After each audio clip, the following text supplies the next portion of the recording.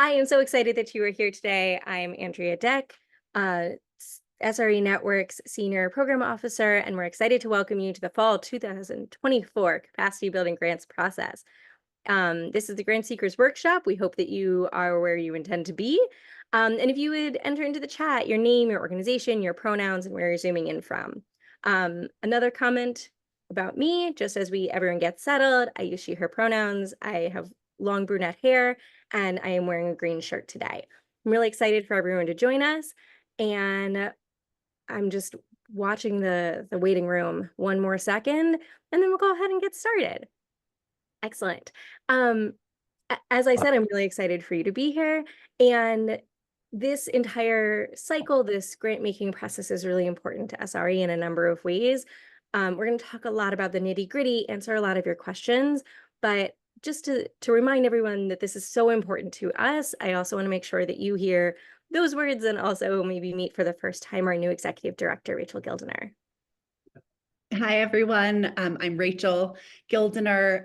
I'm calling in from the Rocky Mountains of Colorado. I live full-time in Washington, D.C., but I'm out here with my family for a little bit, and we'll be coming back to D.C. soon. It's so good to see your faces. Many of you I know, and it's so nice to reconnect, and many of you I am looking forward to meeting for the first time, both through this process and also through the other work that your organizations are doing. I just want to really briefly share a few kind of key points, and then I'll turn it back over to Andrea to lead us through this call. Just thank you, gratitude for being here, for prioritizing the work of safety, respect, and equity in your own organizations. It means so, so much, and we're really excited to use this call to dig into this work and learn more together. The second thing I want to share is that this is my first grant cycle with SRE also. So I'm grateful to be going through it with you. And I want to make sure that I am a resource to you in addition to Andrea. If there are questions, if you want to be in touch, again, I and our whole team are so invested in the work that you all are doing. And grants is one way that we are able to support that work, a very important and vital way. And we're grateful to be able to do that. And we are always here as thought partners and supports in the work of SRE. So just thank you all. I'll turn it back over to Andrea, and really looking forward to getting to know you all more. Wonderful. Thank you so much, Rachel. All right, let's dive right in. Let's go ahead into the next slide. Great. So I just want to tell you what we're going to do, and then we're going to do it together. We're going to talk a little bit about what SRE is, both safety, respect, and equity, and also us as an organization. We're going to talk a little bit about our grant making philosophy, our history, and then we're going to really dive into the nitty gritty of the capacity building grants process this fall. I'm hoping that I will get lots and lots of questions answered. So we're going to ask that you hold some of them either to chat. My incredible colleague, Allie, is watching the chat. So if you've got questions, feel free to throw them in there and she will save them up. But we're also leaving a significant amount of time for Q&A in the end. If you want to ask us questions, if you think other people might still have those questions. I know I also have one-on-one time with everyone who's applying, but just know that there's time built in for your questions. That's one of the biggest parts of this piece. All right, and forward we go. So what is SRE? So particularly the SRE Network is a network of Jewish organizations. We're about 175 organizations, members, affiliates, and we're really focused on meaningful change in workplaces and communal spaces, addressing gender-based harassment, discrimination, and inequity. We're really excited to use a number of different ways in which we approach this work, which you'll see on our next slide. But particularly, we want you to know what we mean when we say those three words. When we say safety, respect, and equity, these are the definitions that we are using. There's a number of times where that's pretty wishy-washy and confusing because we use them as if that understanding is clear, and there's a lot of different ways we can define these words. Throughout this presentation, throughout this grant-making cycle, I will use these definitions for the work that I am trying to describe and what we are trying to do together. If there are specific questions about like, why this, why not some other words, those sorts of things, they are all totally valid. But for this particular cycle, we're using these definitions. On to the next slide. How do we do this work is also a good question. So we do a series of sort of three pieces to our approach, the first of which is network building. Everyone who applies for this grant cycle, as you know, are members, and that network is really important, not only in introducing to each other, holding ourselves to particular standards, those sorts of things, all of which I'll talk about a little bit more. But also what it looks like to say this is important to us as a network, and that safety, respect, and equity is either top of mind or prioritized for our organization is really important. We also do a significant amount of resource sharing. We do programming, and there's a huge resource network on our website. There's a lot of different ways in which you can receive resources from us. And if you're looking for something in particular, our head of membership and many other things, Samantha is the right person to reach out to for that. But truly on our website, there's a lot of information that we want to share. That's also true for our programming and also things like our major convening in June. And last up is where we are today, which is community investments. It is important to SRE that we are putting our money where our mouth is and making sure that the growth that is happening is being supported not only through professional work, but also through dollars flowing into the community to really build the roots and help us grow in this way. In particular, our grant making philosophy is on the next page, I believe. Our vision is that we're hoping to do these investments to change the community. We are hoping to change, in a big picture, the community-wide change that we are looking for, and that is the outcome that we are looking for in these particular ways, we are hoping to do by investing in individual parts of our community. All of this is also available on the website. You do not have to memorize anything. It's just for you to know. We also have on the next slide a little bit more information on this particularly, which includes our grant making philosophy. You'll notice that a lot of the words that I've said and are on this website are also in our strategic plan. They're also in our overall organizational goals. That's for good reason. We just want to make sure that we say it pretty explicitly and we connect those dots for you. Not that we don't think you can on your own, but you should know that when we say this is how we're going to make change, this is directly how our grant making is a part of that plan and what we're looking to do in the end with it. All right. That was a lot of big pieces about this. This is a little bit more specific about how that work happens. One of the pieces that you should take away from this is that it's not a one and done. We're here to support as staff throughout the process. And there's a number of ways in which we do that. We also offer 3 general grant buckets. First of which is field building in the spring. These are related to when they happen in the cycle, not in relation to prioritization. We do strategic field building in the spring, capacity building in the fall for internal capacity building for organizations, and an overall strategic bucket. Things come up, the world changes, and we're hoping to be reflective and and adaptive to those changes in the best way that we know how. So those are sort of the 3 buckets, how we do this work, and a general look at all of the work we're doing with this grant making and where we're trying to get to together. In the next slide, what are we talking about here? We're talking about $6.5 million over the past 6 years. In particular, all of this information is also way in depth on our website, but a very quick overview of where we've been and where we started from is on the next page.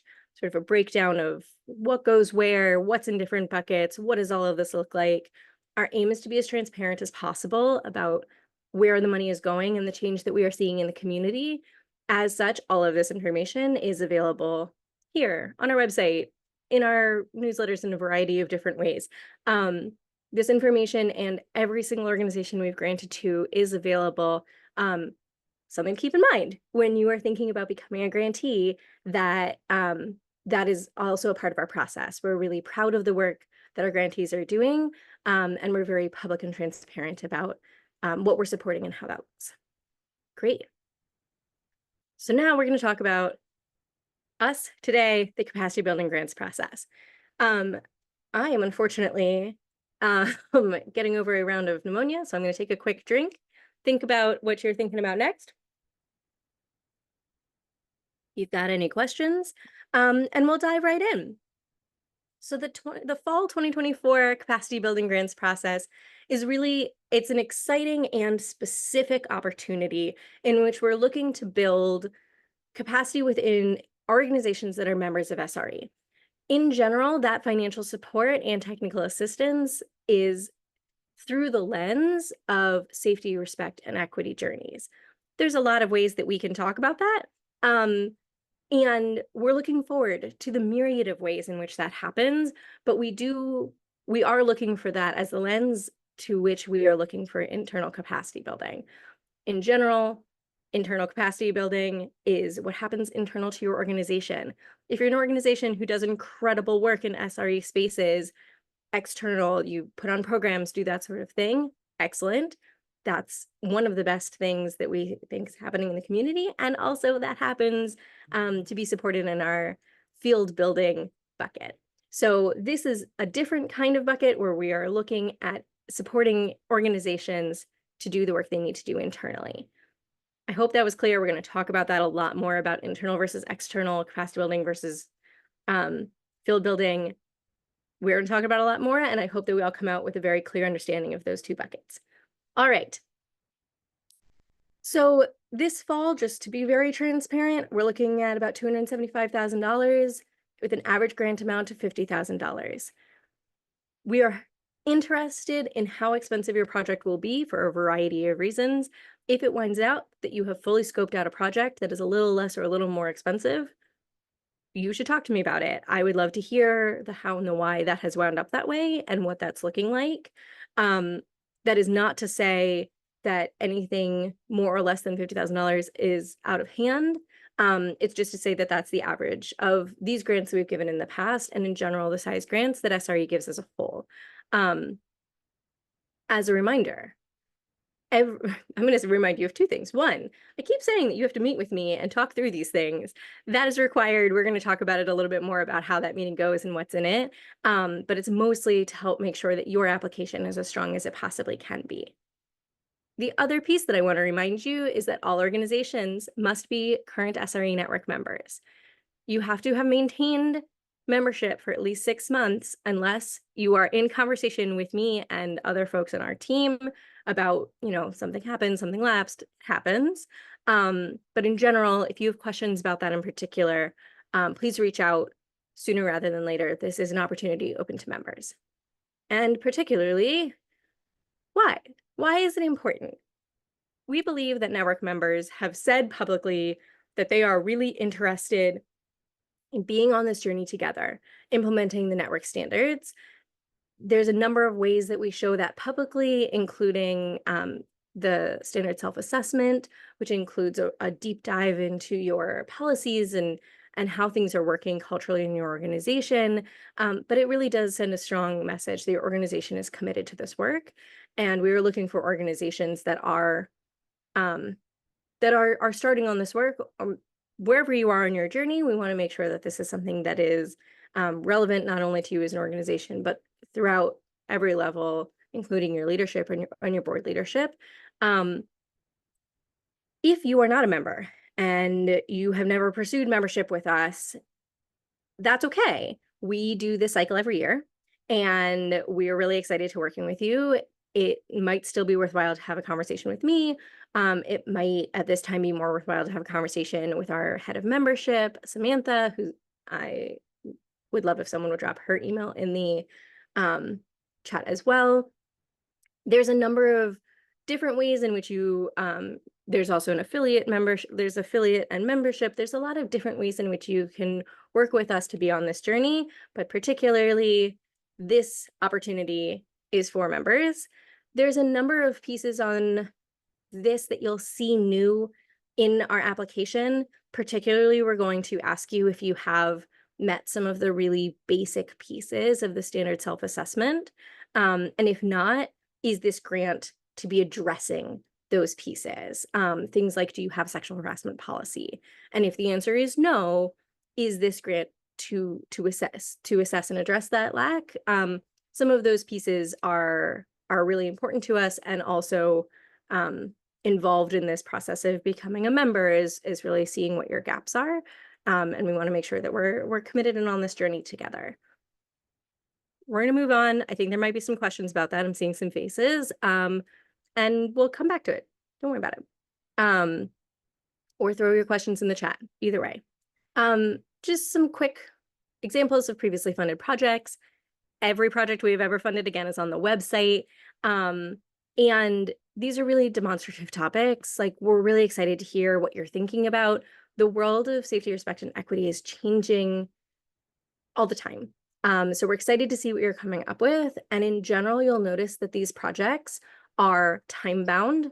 They are completed, started and completed in the time, which we'll talk about more specifically. They involve a leveling up of your organization in SR&E spaces, and it's pretty clear when the project is completed. Those are some pieces about field building that have been true in the past. About capacity building that is true in the past, and also something that the committee has previously found to be helpful when determining need. Awesome. Projects can cover multiple topics. They can be sort of a smorgasbord of different ways that you're addressing SRE needs in your organization. There's a lot of different ways to do this work, and we're excited to hear all of your incredible ideas. And also, if you're looking for what's been successful in the past, please feel free to head back to our website to take a look. On to the next slide. Some things that you should know.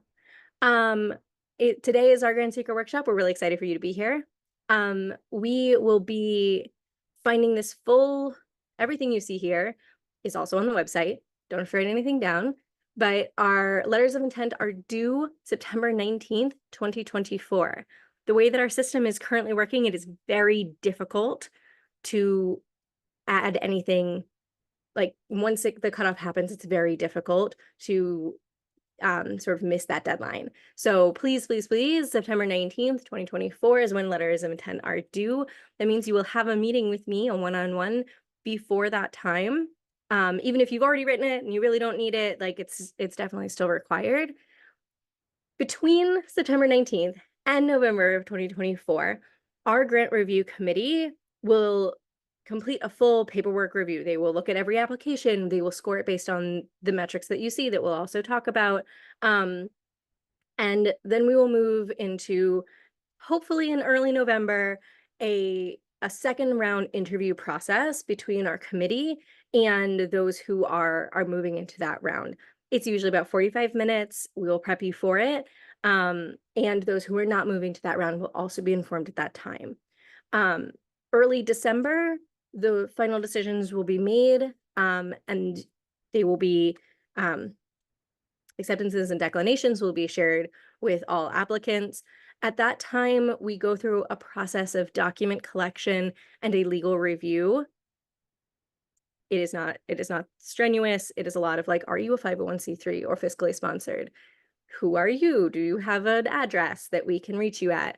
But we do that with our fiscal sponsor, which is New Venture Fund. You'll see them mentioned throughout this process. And that usually takes about a month. So all of our grants in this cycle will begin January 1, 2025, which is an exciting date to say out loud and also feels very far away. So work should not be scheduled to start before that time. I understand that everyone's cycles and timelines and et cetera are different, but it does make it significantly easier for us if that is the case. Most of these grants will be a single tranche payment at that time. Work should also be completed at the latest by December 31st, 2026, if you are applying for a 2-year grant. Both 1- and 2-year grants are totally acceptable. However you choose to talk about it, we're really excited to see it. But all work must be completed by December 2026 for these particular projects. I hope all of those nitty-gritties were helpful. And we'll move on to the next slide. About our letters of intent. So the bulk of the work that you are going to be doing for me is this letter of intent, which you will be using our award force portal to access. To submit to me, you will be using this award force system. There is a lovely video of me trying to explain to you what a form is. And I hope that that is helpful. I believe that it was sent to you today. If not, it will be in the follow-up, in which there's some basic information. And then we're going to talk about what's in that letter of intent in the next slide. Because it is a process where we're both using a letter of intent and we're also using a system where you upload the document so everything is secure, please make sure that you are including your application, your organizational name, the contact name, title, and email of the point person for this organization. Grant. We understand that there's a lot of reasons why a lot of people are doing the actual paperwork, putting things in, dealing with a system. I know that that is the case. This is the contact who, if I'm going to tell someone that they need to come to an interview, this is the right person to email back. Your annual operating budget and the total amount you'll be requesting, and whether it's 1 or 2 years. Those are the nitty-gritty that happen in the first part of the form. And then we're going to talk about, there's also a proof of tax exempt status. All applicants must upload either an IRS determination of your 501c3 or fiscal sponsorship determination. If you don't have that documentation with your fiscal sponsorship, we're happy to talk through what we need or what we're looking for. This is open to North American based organizations doing work in North America, which is why we are requiring IRS determination. Hopefully that'll be easy and we'll upload so easily. And then we're really looking at what are we doing here? And the letter turns from sort of the nitty-gritty to what are we doing? Why is this what you're doing? We would love for you to tell us not only what it is that you are doing, please excuse me, not only what it is that you are doing, but why. Why is this the need that you are addressing? Who helped you make that determination? Is everyone who might be involved, if you're doing a board training, does your board know? Have they talked about this gap or need? How are you identifying the need, and how are you figuring out whether or not you're ready to take this on? In the next page, you'll see a few other pieces that need to be in the LOI include, how are you going to address this need? What are you doing in this project? If you are working with a third-party trainer or consultant, really exciting, glad that you're doing that work. I would love to be able to understand more fully how you picked that person, or criteria. If you've not yet picked a consultant, if you are working through criteria of, I'm looking for someone who meets these criteria for this reason or another, we would love for you to share that with us. And there's a lot of different ways in which we pick consultants. Everything is expensive. We're aware. And also, if you're doing this before you've received funding, we understand that we're not looking for a fully contracted project. We're looking to make sure that you've at least had some conversation with someone you might be interested in working with, to see if someone does this work is a really big piece of that. And also to see things like, if you're looking to work with this person, are they available? Would the amount of money that you are applying for be reasonable to cover what you are looking to get out of it? Are the outcomes or outputs that you're looking to get out of this even feasible?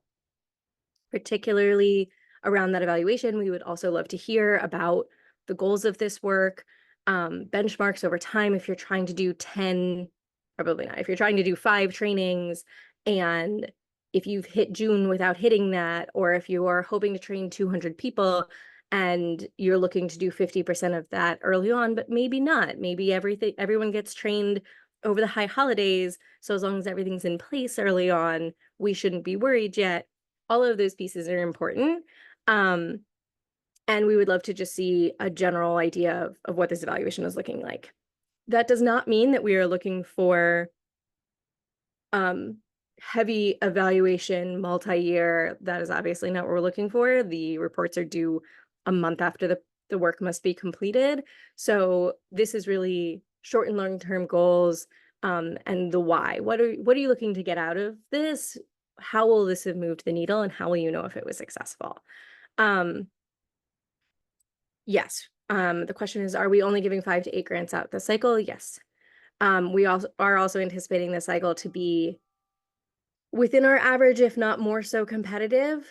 So that's between 30 and 40 applicants for 5 to 8 grants this time. We also ask that you submit a budget for the project.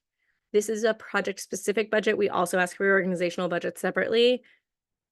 Please keep it to the project that you are trying to fund with this funding. If it winds up that there is going to be additional funding that you have also started looking for, or if it's going to come out of another budget, excellent, please include that. but we're looking for a pretty specific project budget at this time. We can use any project budget, like any format that you're using is excellent. If it is a non-traditional budget format, please include some explanations or narratives if you feel like anything is confusing or surprising. It will just limit the back and forth later. One more comment about that I just want to make sure that you hear me say is that SRE does not set an overhead limit. We intend our organizations to pay our staff to do this work. And for the most part, the staff is the work. So we just want to make sure that that's a part and parcel of the work that you're doing, is that you're thinking about how your staff will be supported and that this will not be an undue burden onto anyone on your staff. That was a lot of things about the LOI, and it cannot exceed 3 pages. So that's a lot of information that you are then going to condense down into a pretty short piece of work. We're excited to see them. And we also know that people are in really different places with their grant seeking. If this is the first time that you are approaching a foundation like us to do this work, excellent. We're so excited to see what you're coming up with and what you're thinking about. Because of my particular role in this work, I'm really excited to see pieces of this. If you are asking questions and you're not sure this budget makes sense, if you don't know what's a non-traditional budget, the budget is a separate, not included in your 3 pages. Great question, Bethany. Feel free to send it to me. Feel free to bring it to your meeting with me. I'm happy to talk through different pieces. I'm happy to tell you if things make sense. Our grants review committee, we do participatory grant making, so I try to make their lives incredibly difficult by bringing them only truly excellent applications. And so we want to make sure that I'm here to support you guys in making your applications excellent. I hope that was helpful, and truly my door is open. And then on to the next page. How are we making determinations? So as I mentioned, we do participatory grant making. Everyone who's on our committee, you can see on our website. And every question that you see here that's also on the RFP is almost word for word exactly the question that we are asking the grants committee. In particular, they have question marks on them, but everything is graded on a 1 to 5 scale. And what you see here is indeed what we're going to ask them. If you are looking at these and thinking you're not really sure what something means, I'm happy to go through them, but I'm bringing this up specifically because if the committee cannot find the answer and cannot reasonably make a jump to a conclusion, they will not be able to grade you well in this situation. We are using that Likert scale in the beginning. Every single application has to go through the same process to build a more equitable process. And this is truly as transparently as we can. Like, these are the questions we are asking. Please make it easy for our committee to find the answers. It will only help us all have excellent applications. There is another page of these. Excellent. Wasn't really going to go deeply into these, but I'm happy to answer any questions about them in the end. And on to the next page. I think I mentioned a few times I want to hang out with you. I do. I would love to hang out with you, but more specifically, you are required to meet with me on a one-on-one. There's a number of reasons to do so, but I'm really excited to meet with you. I am looking forward to opening my door to those conversations, and know that it doesn't have to be a one-off. If you want to come with some really early ideas, excellent. Let's talk them through. If you then want me to look at a budget, I'm happy to look at it again. It's not a big deal. If you are way farther along in this process, have done it with us before, really just need to make sure everything's fitting in, call it a day, also excellent. The only thing to keep in mind is that there's one of me and some of you. So please schedule early. With much excitement, I will also share, and I hope that you have all seen, that we are also, as an organization, going to be celebrating. I don't know if we're using the word celebrating, but I am celebrating Break Week. SRE Network is celebrating Break Week. We've received an incredibly kind grant to be able to take a week off as a full staff. And I want to say out loud that that is next week. So next Monday until Labor Day Monday, our entire office will be closed. So please schedule early, and preferably before we close. But know that I will not be responding to any emails at that time. And as Ali mentions below, that is August 26th to September 2nd. Hope that was helpful to warn you beforehand. Awesome. I think that might be everything in my. Great, let's go to questions. Let's stop the screen share so I can see everyone's beautiful faces. That was a lot of talking for me. And now it is lovely to see all of your faces. And I'm going to scroll up for a second. Were there other questions that came in? There is not a minimum staff size to be eligible. At least, I believe someone has to be on staff. I will double check that if that is a question. If you have no paid staff, you can reach out to me directly. I will double check if that is available. But I believe the minimum is at least one part-time paid staff. Andrea, another question came in. If an organization received a field building grant this past spring, are they eligible for this cycle? Indeed. What a great question. Thanks, Allie. If you have received a field building grant, you are still eligible for a internal capacity building grant. You cannot have an internal capacity building grant and then another internal capacity building grant at the same time. Did that make sense? Separate buckets. Excellent. If you have a different kind of grant with us or other kind of financial support that is happening at this time, I realize that we have restructured in previous years. Feel free to reach out to me, and highly likely the answer is going to be yes, you are able to apply for this round. But if you've got any specific questions to your organization, I'm happy to answer them. Awesome. I am so looking forward to these applications. I hope, I was like, I'm just looking at who is in the room. I hope that if you are hoping to get on my calendar, you do so soon. I think I'm just going to give it a second where I'm not actively talking to see if folks have other questions for me.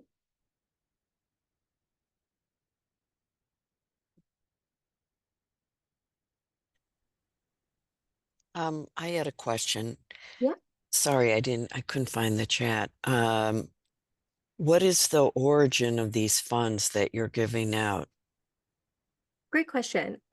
So we are a separate 501c3 who operates on a probably similar model to many of yours, where we raise funds to be able to subgrant them out or regrant them. I believe that all of our funders are currently on our website.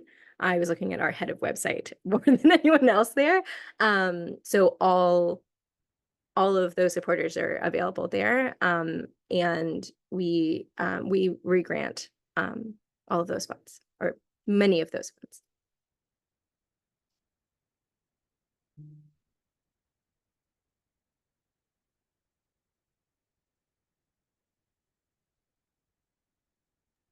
So at your initial meeting with us, will you give us a sense of whether or not, with the information that we have a chance even to pass the LOI process?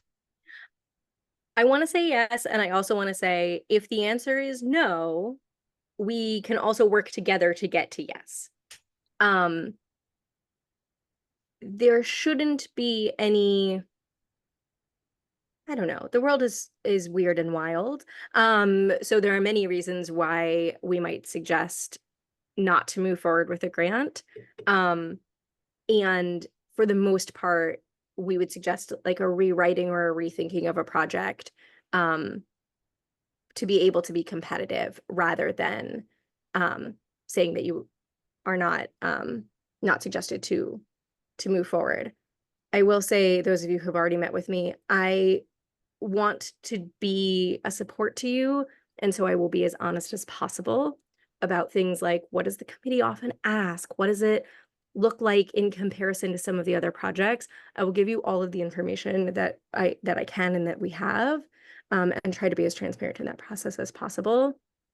The biggest hurdle is as long as your membership is in good standing.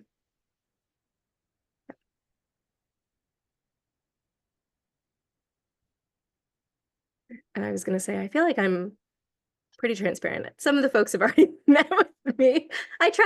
We both try to be, and also it's important that if it is not meeting our mark for using an SRE lens, that we are here to be expert support in helping you think through using an SRE lens or developing an SRE lens, to be able to look at the work that you want to be doing.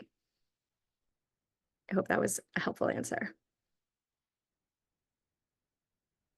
If you are experiencing I don't want to say not technical, like if you're experiencing issues in applying that are not strategy focused, such as, why does this website hate me? Nothing is uploading. That person is Julian, who would have Wave, who is my partner in all of this work, and truly is our award force guru. If you are having those sorts of issues, especially if you're not able to get a hold of me rapidly, he is a very good next step for those sorts of problems. There's always technical problems, and you can reach in there. Andrea, can you explain a little bit more about the specific differences between this grant cycle and strategic grants, and the different types of grants? Absolutely. There are 3 grant cycles that we give a year. They are spring field building, a strategic bucket, and this fall internal capacity building. We think of them, I'm going to do this chronologically. That's how it works internal to our organization, not for prioritization reason. Spring field building is for work to move the community forward that is not internal to your organization. Things like you're offering training to 200 other organizations. You are looking to build a cohort of leaders from other organizations who are trained in gender justice work. Excellent. Things that are outward facing to the community that are helping sort of all ships rise, is particularly what we're looking in field building.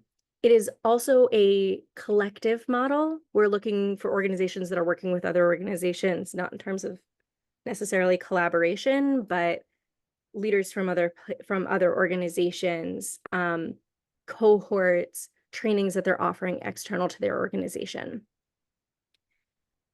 Internal capacity building still wants to move the same needle forward, in that we are hoping that the community becomes more safe, more respectful, and more equitable. But at the same time, we're doing that through internal change in organizations. There's a lot of ways in which organizations need to work on themselves, walk the walk that they are trying to do. And for the most part, those are Jewish organizations focused on themselves and changing their internal work culture. In many places, that looks like training, policy development, those sorts of pieces. It is also the world of work is changing in new and exciting ways. One of the big projects I'm thinking of right now is a union negotiation where they needed a Jewishly competent lawyer to be able to represent their desires in salary transparency. Excellent. Specific, and something that I would have never been able to name before this moment, but it's internal work that needed to happen to their organization to be able to achieve their goals in safety, respect, and equity. The strategic bucket is for things like the Me Too movement is happening. Many of us can come up with a number of things that have happened this past year, which need direct attention.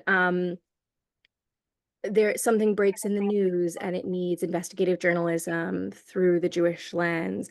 Those sorts of projects have been supported previously in the strategic bucket. It's significantly smaller.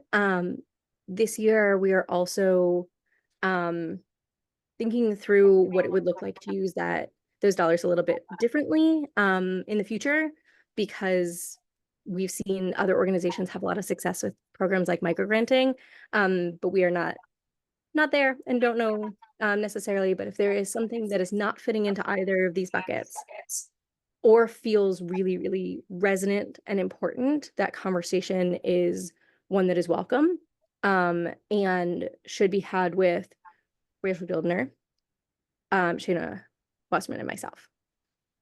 I hope that was helpful. That's also a lot of information about all three of those buckets, which, unless you're applying for all three, you do not need to know. And all of it's on the website. There will be an individual RFP and a call for proposals for the Springfield building. Spring is when I do the work. So it's like January-ish. And the fall, which is now for internal capacity, there will always be an open call, or we're intending at this time, based on our current strategic plan, that we'll be doing an open call with an open RFP. So all of that information will continue to be available. And there's no need to guess what's coming down the line. I hope that was helpful. I have a question. First, thanks for doing this. We're new to this, and it's really helpful to understand the parameters of what's going on. So you had a slide saying that you provide financial and technical assistance, and you had said please consult this list, and there was a hyperlink, but I was wondering if you could actually send us the list to see. Yes, it will be in the email. I didn't think about that beforehand. Thank you. That will be in the list that in the slides that will be sent afterwards. You should be able to click on. It is also right there because Allie's super on top of it. In general, we offer a variety of strategic coaching and advice as these things sort of develop. I will say one of the things that winds up happening with these particular grants is around like onboarding your board to changes that might be happening internally. What happens if you can't find a contractor? That kind of support. We're here to work with you. How do you determine if we're successful in programming? That kind of evaluation support. But SRE offers a number of different technical supports, whether or not you are a grantee. It just winds up that the grantee community also comes with a community of practice. So it's not only technical support through us, but it is also through the expertise of the other organizations who are receiving grants at the same time. Great. Thank you. Yeah, because the hardest part, sometimes you have like these great ideas where you're like, who can help us, and who's the right consultant for this organization? Do they get us, and that I find to be very difficult. It's so hard. We also have a list of folks that we've worked with before. It is also on the website and going to be in the slides, and also very much not exhaustive. And not everyone is taking on new clients at this moment. And we find just having a list like that, there's so many folks where some people offer different kinds of work. There are definitely gaps in that list. But I bring it up specifically to say, it is not the end all be all of lists. It is a suggestion because it is hard to get started in finding who's out there in the world. And it will not be prioritized by our committee one way or the other. Just want to be super clear about that. I know that wasn't the question you were asking, but it is often asked, and I wanted to make sure I was clear about it. Awesome. We're also excited for everyone who is new to join us. I realize that sometimes it feels like we've been doing this a million years, but our fall capacity building grants, about half of them every year go to organizations who have never received a grant from us before. And we're really excited to have folks sort of onboard into our grant system through this process. And we're really excited to see the work that you guys are coming up with in all sorts of different ways. Awesome. I'm going to hang out here if you'd like to come and ask me individual questions, or just pop in and say hi. If not, I would love to see you one-on-one soon. It was really nice to see many of your faces, and I do want to just express our absolute gratitude for the work that you're doing. We know it is hard, And we know we are asking for a significant amount of work at this time, and really appreciate all of the things that you do to make this work happen. Thank you again, and have a wonderful rest of your week. And I hope to hear from some of you soon.